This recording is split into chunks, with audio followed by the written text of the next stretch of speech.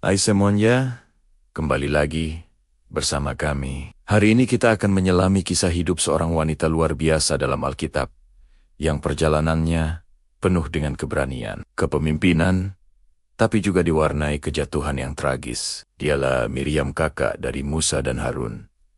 Kisahnya memberikan kita pelajaran yang sangat berharga tentang bakat, kesetiaan, dan bahaya dari kesombongan. Kisah Miriam dimulai sejak ia masih kecil. Ingat cerita bayi Musa yang dihanyutkan di Sungai Nil? Miriam kecil adalah sosok kakak yang cerdas dan berani. Ibunya mempercayakan tugas besar kepadanya, mengawasi keranjang adiknya. Dengan kebijaksanaannya, Miriam berhasil mendekati putri Firaun dan mengusulkan agar ibunya sendiri yang menjadi inang penyusu bagi Musa. Tindakan cerdas dan berani ini bukan hanya menyelamatkan nyawa adiknya dari perintah Firaun, tetapi juga memastikan Musa bisa tumbuh dalam asuhan keluarganya sendiri. Sejak kecil, Miriam sudah menunjukkan bakat kepemimpinan dan keberanian yang luar biasa. Beranjak dewasa, Miriam menjadi figur yang sangat dihormati di antara bangsa Israel. Setelah mukjizat penyeberangan Laut Merah yang spektakuler,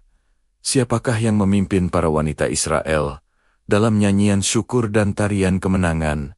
Dialah Miriam. Dengan rebana di tangannya, ia memimpin pujian, membangkitkan semangat dan iman seluruh bangsa. Bayangkan, di usianya yang sudah tidak muda lagi, ia tetap lincah dan penuh semangat. Selama pengembaraan di padang gurun, pujian yang ia pimpin menjadi sumber kekuatan yang tak ada habisnya. Miriam adalah seorang nabiah, seorang pemimpin yang karismatik dan berbakat. Tuhan memberinya posisi yang istimewa. Namun, disinilah letak ironinya. Kekuatan terbesar Miriam, yaitu kepemimpinannya, justru menjadi sumber kejatuhannya. Masalah dimulai ketika Musa menikah lagi dengan seorang perempuan asing, seorang perempuan Kush.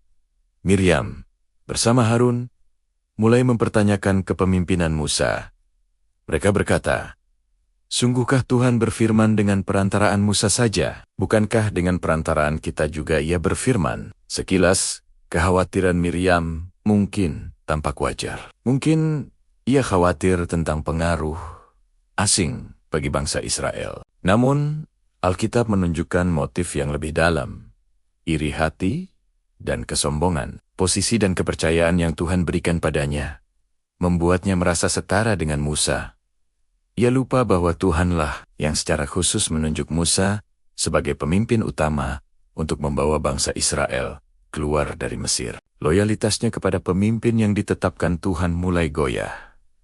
Ia melampaui batas yang telah ditetapkan baginya. Di sisi lain, Musa menunjukkan kerendahan hati yang luar biasa. Ia tidak membela diri, tidak marah, tidak berdebat.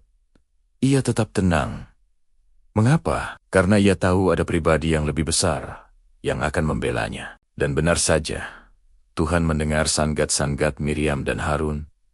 Tuhan murka. Ia turun dan menegur mereka secara langsung. Tuhan berkata bahwa dia berbicara kepada Musa dengan berhadapan muka, tidak seperti kepada nabi-nabi lain. Miriam dan Harun telah menyerang orang yang sangat Allah kasihi dan hargai. Akibatnya sangat mengerikan. Setelah awan kemuliaan Tuhan naik, Miriam seketika itu juga terkena penyakit kusta. Kulitnya menjadi putih seperti salju.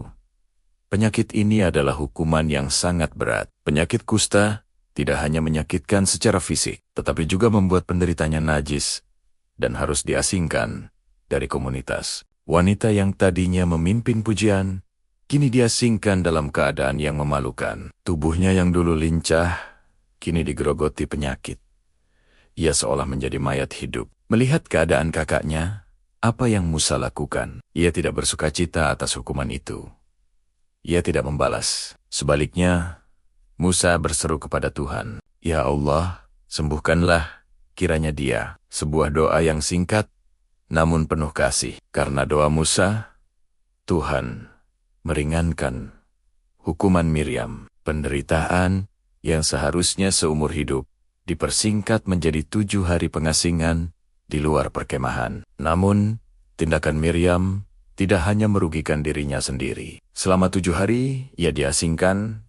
Seluruh bangsa Israel berhenti berjalan. Perjalanan mereka menuju tanah perjanjian terhambat karena dosanya. Bayangkan, jutaan orang harus menunggu, karena satu orang tidak bisa menjaga hatinya dari kesombongan. 7 hari dalam kesendirian itu pastinya menjadi waktu perenungan yang mendalam bagi Miriam. Alkitab tidak mencatat ia memberontak lagi setelah itu. Kisah Miriam adalah cermin bagi kita semua. Ia adalah wanita yang diberkati dengan bakat luar biasa, posisi tinggi, dan kepercayaan dari Tuhan.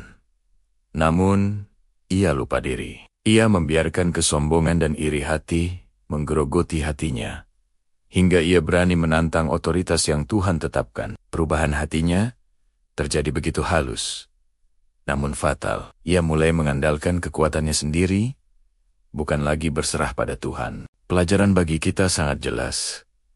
Apapun posisi, jabatan, atau karunia yang kita miliki, semua itu berasal dari Tuhan dan harus digunakan untuk kemuliaan-Nya, bukan untuk meninggikan diri sendiri. Mari kita senantiasa waspada dan memeriksa hati kita. Apakah kita masih setia dan rendah hati di hadapan Tuhan dan sesama? Jangan sampai kekuatan kita justru menjadi kelemahan kita. Kisah Miriam mengingatkan kita bahwa kerendahan hati adalah kunci untuk tetap berjalan dalam kehendak Tuhan.